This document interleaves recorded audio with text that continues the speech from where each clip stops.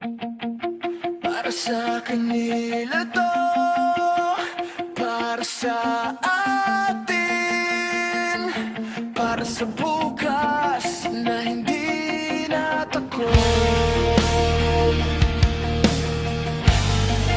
na hindi natakot.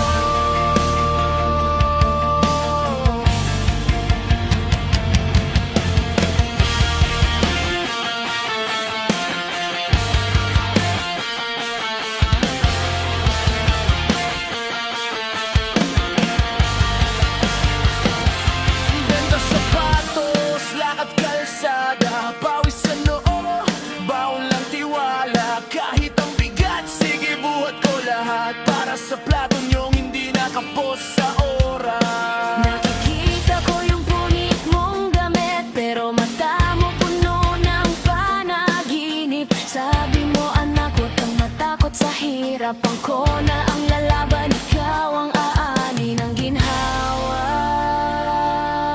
Lahat gagawin para sa kanila, gasgas na kamay pero buo ang diwa. Kapit lang, huwag bitaw sa pangarap. Para sa pamilya, para sa mga Lahat anak. gagawin para sa kanila, gasgas na kamay pero buo ang diwa. Kapit lang, huwag bitaw sa pangarap. Para sa pamilya, para sa mga anak.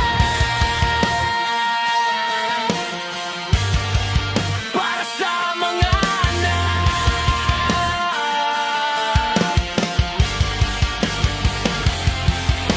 Nag-backride ang pagod sa likod ko gabi-gabi, biyahe hanggang umaga. Di ko na mabilang ang pakiusap sa langit. Konting lakas pa, Lord, konting swerte. Basta wag lang nilang maramdaman ang gutom at lamig sa gabi.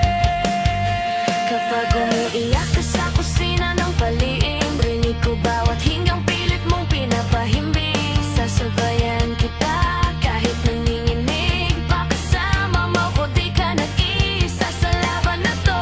Kung kailangan kong lumangoy sa dilim, gagawin ko maiyahon lang kayo sa lalim. Kailangan kong kumanta hanggang maubos ang tinig para sa inyo paulit-ulit, hindi ako daras.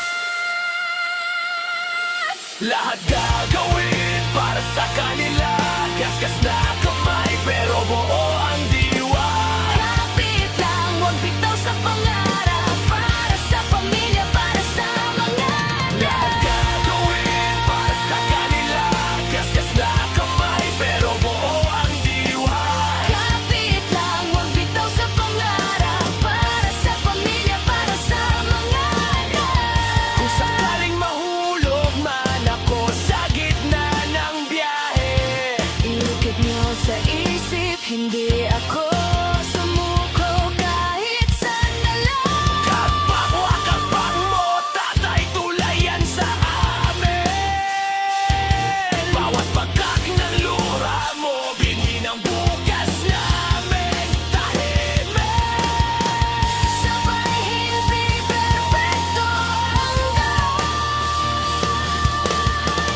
pero sabay tayong lalakad. kahit sugatan ng paa. May bagong umagang paparating pa.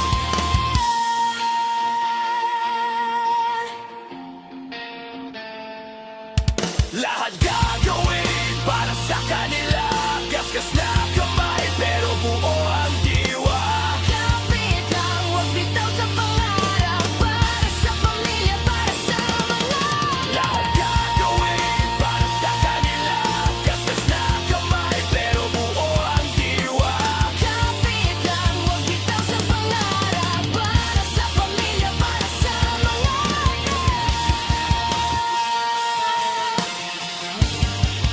Para sa mga anak.